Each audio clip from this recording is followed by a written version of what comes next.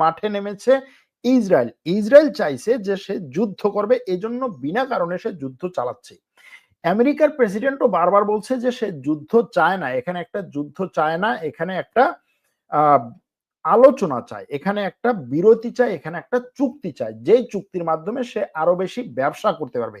তার কথা হচ্ছে ভারত পাকিস্তান চুক্তির মাধ্যমে আমি এই দুই দেশের সাথে আরো বেশি ব্যবসা করতে পারছি। এখন এই ইরানের সাথে যদি ইসরায়েলের একটা চুক্তি হয়, এখানে আমি ইরানের সাথেও ব্যবসা করতে পারবো এবং এই অঞ্চলের অন্যান্য দেশের সাথেও আরো বেশি ব্যবসা করতে পারবো। কিন্তু চুক্তি চায় না ইসরায়েল। ইসরায়েল চায় এখানে একটা যুদ্ধ, এবং সেই যুদ্ধে আমেরিকাকে আরো বেশি কিভাবে ইনভলভ করানো যায়, আরো বেশি সরাসরি কিভাবে আমেরিকাকে এখানে যুক্ত করানো যায়, সেটার চেষ্টা করছে ইসরায়েলের প্রধানমন্ত্রী এবং তার উগ্রপন্থী মন্ত্রীরা। কিন্তু এখনো পর্যন্ত যেটা দেখা যাচ্ছে, আমেরিকা সাপোর্ট দিলেও পরোক্ষভাবে বা সরাসরি ওপেনলি এই যুদ্ধে না জড়ালেও, মানে এই যুদ্ধে না জড়িয়ে সাপোর্ট দিলেও ইসরায়েল চাইছে সাপোর্ট নিতে। এজন্য হয়তোবা এরকম ঘটনাও ঘটতে পারে যে এই মধ্যপ্রাচ্যে আমেরিকার যে সমস্ত স্বার্থ সংশ্লিষ্ট বিষয় আছে, আমেরিকার এম্বাসি, আমেরিকার সামরিক ঘাঁটি, আমেরিকার নাগরিকদের থাকার বিভিন্ন আবাসিক এরিয়া, আমেরিকার নাগরিকরা বিভিন্ন দেশে বিভিন্ন জায়গায়, সেখানে হয়তোবা নাশকতা করে সেই নাগরিকদের উপরে আক্রমণ করে, ইসরায়েল বা ইসরায়েলের মোসাদের এজেন্টরা আক্রমণ করে হয়তোবা ইরানের উপরে দোষ চাপিয়ে দিতেও পারে, এবং এটার মাধ্যমে আমেরিকাকে সরাসরি এই যুদ্ধে টেনে আনতে পারে। সুতরাং এই পর্যায়ে এসে এখন আমরা যেটা দেখছি যে ইরান এককভাবে এই যুদ্ধ চালিয়ে যাচ্ছে। তবে কিছুক্ষণ আগে ইরাকের প্রধানমন্ত্রী ঘোষণা দিয়েছেন যে ইরানের সাথে এই যুদ্ধে ইসরায়েলের বিরুদ্ধে ইরাক সরাসরি অংশ নিবে, এবং তার সেই অংশ নেওয়ার অংশ হিসেবে, ইরানের পাশে থাকার অংশ হিসেবে ইরাকের সীমান্তে এয়ার ডিফেন্স সিস্টেম মোতায়েন করেছে। এরকম কিছু খবর দেখা গেছে। খবর আমি এখনো পর্যন্ত নিশ্চিত করতে পারিনি সোর্সগুলো থেকে, কিন্তু এরকম খবর দেখা গেছে, এরকম বক্তব্যগুলো বিভিন্ন মিডিয়ায় আসছে। যদি সেটা হয় তাহলে ইরাক হবে প্রথম কোন দেশ, বিশেষ করে হুথিদের পরে, রাষ্ট্রীয়ভাবে ইরানের পক্ষে এখানে সবকিছু নিয়ে দাঁড়াচ্ছে। পাকিস্তান রাষ্ট্রীয়ভাবে সবকিছু নিয়ে দাঁড়াবে বলছে, ইরাক সবকিছু নিয়ে দাঁড়াচ্ছে। আর যদি কোনোভাবে ইরাকের আকাশ সীমাকে বন্ধ করে দেওয়া যায়, যদিও ইরান এটা বলছে যে আমার সাথে তুমি যুদ্ধ করবা, আমার সাথে দাঁড়াবা, এরকম বক্তব্য দেওয়ার চেয়ে তুমি গিয়ে বরং তোমার আকাশ সীমাকে বন্ধ করে দাও। কারণ ইসরায়েলের ইরানে যাওয়ার একমাত্র দেশ হচ্ছে ইরাক। ইরাকের উপর দিয়ে ইসরায়েলের যুদ্ধ বিমানগুলো ইরানে যায়। ইরাকের আকাশ সীমা যদি বন্ধ করে দিতে পারে ইরাক, তাহলে ইরান পর্যন্ত ইসরায়েলের যুদ্ধ বিমানের পৌঁছার সম্ভাবনা সরাসরি নেই। কিন্তু ইরাকের আকাশ সীমা বন্ধ করে দেওয়ার মতো ক্ষমতা ইরাকের আছে কিনা, প্রথম হচ্ছে তার এ ধরনের একটা ঘোষণা দেওয়া যে আমি আমার আকাশ সীমা বন্ধ করে দিলাম। দ্বিতীয়ত হচ্ছে সেই ঘোষণার পরেও যদি কোনো যুদ্ধ জাহাজ তার আকাশ সীমায় ঢোকে, সেই যুদ্ধ জাহাজকে লক করে দেওয়া, সেই যুদ্ধ জাহাজকে ব্লক করে দেওয়া, সেই যুদ্ধ জাহাজকে ভূপাতিত করা বা তার পিছনে অ্যাকশন নেওয়ার কোনো ক্ষমতা, শক্তি ইরাকের আছে কিনা, এখনো পর্যন্ত যেটা মনে হচ্ছে সেটা নেই। এখন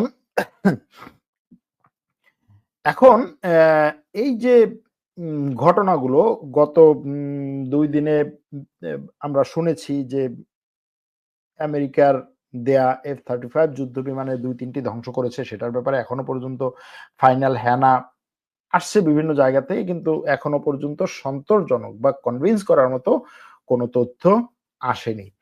এখন এই যে পরিস্থিতি, এই পরিস্থিতিতে ইরান কতদিন চলতে পারবে তার অস্ত্র দিয়ে, ইসরায়েলের বিরুদ্ধে ইরান কতটা শক্তিশালীভাবে দাঁড়াতে পারবে, এবং যুদ্ধ শেষ পর্যন্ত কোথায় গড়াবে, এই হচ্ছে সবার প্রশ্ন।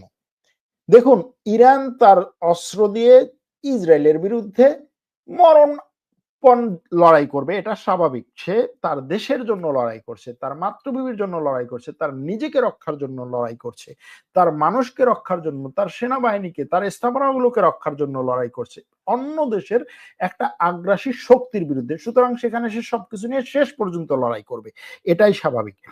এবং কিন্তু এই লড়াই কতদিন দীর্ঘায়িত হবে সেটা বলা কঠিন, কারণ হচ্ছে এখনো পর্যন্ত ইরানের পক্ষে সরাসরি কোনো দেশ অফিসিয়ালি দাঁড়ায়নি। কিন্তু যদি রাশিয়া, যদি চীন, যদি পাকিস্তান, যেটা এই ইসরায়েলের গণমাধ্যম বলছে যে তারা অস্ত্র দিচ্ছে, যদি সেটা ওপেনলি তারা ঘোষণা দিয়েই দেয় যে আমরা ইরানের পক্ষে দাঁড়িয়েছি, ইরানের সাথে আমরা আছি, এবং ইরানে যদি তারা ওপেনলি কিছু অস্ত্র পাঠায়, কিছু সামরিক উপদেষ্টা বা সামরিক পরামর্শক পাঠায়, তখন দেখা যাবে যে যুদ্ধের মোড় ঘুরে যেতে পারে। আজকের ইরানকে যেরকম আমরা দেখছি সেটা পরিবর্তন হয়ে যেতে পারে, যেমনটি আমরা মনে করেছিলাম বা আমরা দেখেছিলাম যে ইউক্রেনের ক্ষেত্রে রাশিয়া ইউক্রেনের যুদ্ধ শুরু করার পর ইউক্রেনকে যেভাবে ঘিরে ধরেছিল যে 3 দিনের মধ্যে ইউক্রেনের রাজধানী দখল হয়ে যাবে, কিন্তু সেখানে ইউক্রেন বিভিন্ন দেশ থেকে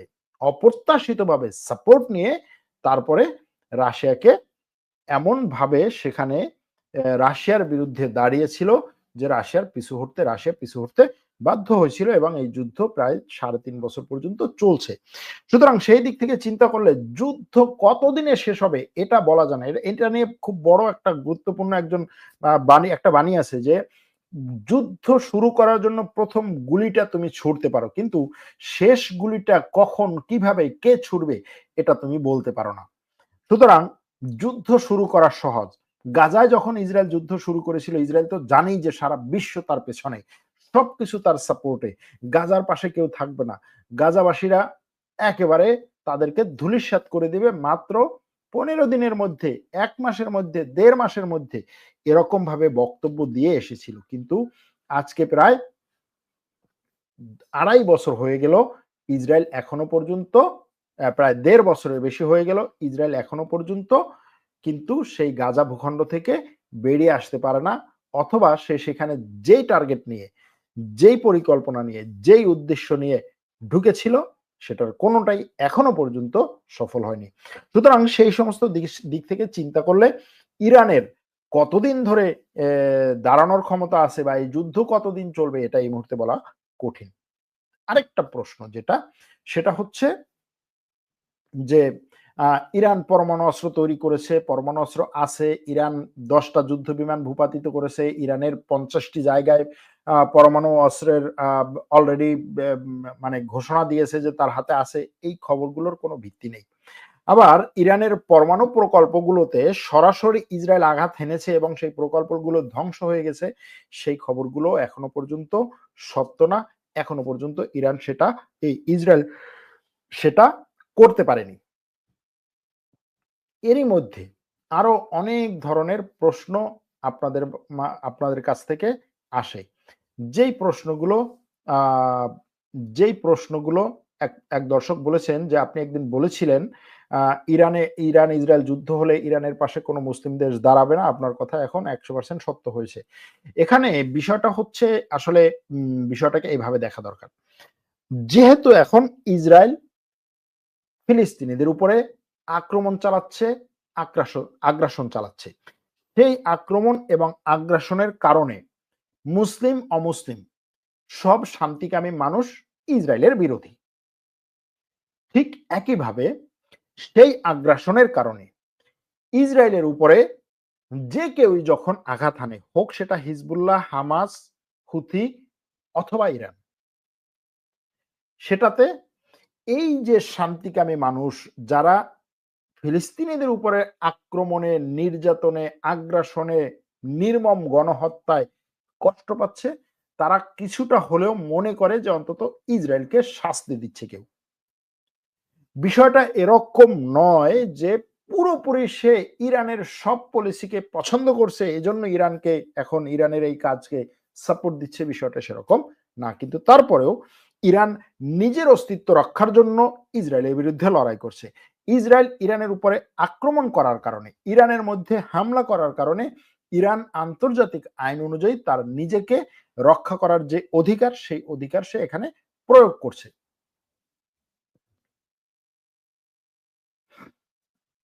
এই প্রশ্নটা বহুবার এসেছে যে ইরান কেন বিমান হামলা করতে পারছে না? এটার উত্তর বহুবার দিয়েছি। এটার উত্তর অনেকবার দিয়েছি যে ইরান কেন বিমান হামলা করতে পারছে না এবং আ ইরানের বিমান বাহিনী নেই বলা যায়। ইরানের বিমান বাহিনী নেই। আপনি ইরানের জায়গাতে হলে কিভাবে আক্রমণ করতেন? আমার ইরানের জায়গাতে হলে কিভাবে আক্রমণ করতাম? এটার জন্য আমার সামরিক বড় একজন সেনাপ্রধান লেভেলের এক ব্যক্তি হতে হবে। সেই ট্রেনিং, সেই তথ্য, ইরানের কি ধরনের অস্ত্র আছে, সেই অস্ত্রগুলো নিয়ে কিভাবে যুদ্ধ করা যায়, বিভিন্ন দেশের যুদ্ধের পরিকল্পনা, ইসরায়েলের কি ধরনের অস্ত্র আছে, ইসরায়েল কিভাবে ইরানের দিকে আগাচ্ছে সেটার একটা সিমুলেশন করে তারপরে আমি বলতে পারবো যে এভাবে আমি আগাতাম। এখন থেকে আমরা যেটুকু বলি সেটা হচ্ছে যে আমাদের যতটুকু তথ্য জ্ঞান আছে সেটার উপরে ভিত্তি করে। আপনি নিজেও তো শিয়া সুন্নিতে বন্দী হয়ে আছেন বলেছে এক দর্শক। আমি নিজেও শিয়া সুন্নিতে বন্দী হয়ে আছি। হ্যাঁ, আছি এটা এটা আ উম হতে পারে, এটা আপনি মনে করতে পারেন যে শিয়া সুন্নিতে বন্দী হয়ে আছি। এটা মনে করলে কোনো সমস্যা নেই। বিভিন্নজন বিভিন্নভাবে এটাকে মূল্যায়ন করতে পারে। আমেরিকা তো ইরানের সাথে যুক যুদ্ধ করতে পাকিস্তানকে ব্যবহার করবে। জানি না আমি পাকিস্তানকে ব্যবহার করলে টা সেটা হবে। ইরান তো রাশিয়া থেকে বিমান পেয়েছে। এই যে কথাটা ইরান রাশিয়া থেকে বিমান পেয়েছে এটার ভিত্তি কি? এই কথার কোনো ভিত্তি নেই। ইউটিউবারদের বিভিন্ন ধরনের সোর্স সহ সোর্স ছাড়া মানে জাস্ট হচ্ছে ভিউ পাওয়ার জন্য, মানুষকে দেখানোর জন্য আন্দাজে কিছু খবর করে, সেই খবর উপরে ভিত্তি করে ইরান রাশিয়ার কাছ থেকে বিমান পেয়েছে। ইরান রাশিয়ার কাছ থেকে বিমান কেনার চুক্তি করেছে। সেই চুক্তিটা করেছে তাও মনে হয় ৬ মাসও হয়নি। এর মধ্যেই যুদ্ধ বিমান পাওয়ার সম্ভাবনা নেই। দেখুন যুদ্ধ বিমান, এয়ার ডিফেন্স সিস্টেম এই ধরনের যে বড়, বড় আ বে সফিস্টিকেটেড যে অস্ত্রগুলো, এই অস্ত্রগুলো এরকম না যে আপনি হচ্ছে গুলশানের শোরুমে রেখে দিচ্ছেন, সেখান থেকে আপনি অর্ডার দিচ্ছেন আর নিয়ে নিচ্ছেন। বিষয়টা সেরকম না। এই অস্ত্রগুলো কেউ কেনার জন্য অর্ডার দিলে টাকা দেয়, অর্ডার দেয়, তারপরে হচ্ছে সেটা তৈরি শুরু হয় ১.৫ বছর, ২ বছর, ৩ বছর পরে পায়। তুরস্ক থেকে আপনি যদি একটা মাত্র ড্রোন কিনতে চান, এখন যদি ড্রোন কিনতে চান, বাইরে একটা টিবিটি ড্রোন, আজকে যদি আপনি টাকা দেন ২ বছর পরে পাবেন, এরকম অবস্থা। আমেরিকার F-35 যুদ্ধ বিমান আজকে আপনি অর্ডার দেন ৫ বছর পরে পাবেন। এরকম অবস্থা। যে কারণে ওই চুক্তি হওয়ার খবরকেই আমরা মনে করি যে পেয়ে গেছি। আসলে সেটা না। হিজবুল্লাহ চুপ কেন? তারা কেন লড়াই করছে না? হিজবুল্লাহ নিয়েও বলেছি যে হিজবুল্লাহ লড়াই করছে না। হিজবুল্লাহর কারণ হচ্ছে এ হিজবুল্লাহর ক্ষমতা শেষ। হিজবুল্লাহর হাত থেকে অস্ত্র নিয়ে যাওয়া হয়েছে এবং হিজবুল্লাহর সাথে লেবাননের সরকারের মধ্যে এরকম একটা চুক্তিও হয়েছে যে হিজবুল্লাহ যদি আ ইসরায়েলে আক্রমণ করে তাহলে লেবাননের সরকার হিজবুল্লাহর উপরে চড়াও হবে। একটু আগে শুনেছি যে পাকিস্তান আমেরিকাকে হুমকি দিয়েছে যে ইরানে যদি নিউক্লিয়ার অ্যাটাক করে তবে পাকিস্তান ইসরায়েলের উপরে নিউক্লিয়ার অ্যাটাক করবে। এটা কি সত্য আমি জানি না। এই খবর আমি দেখি নাই।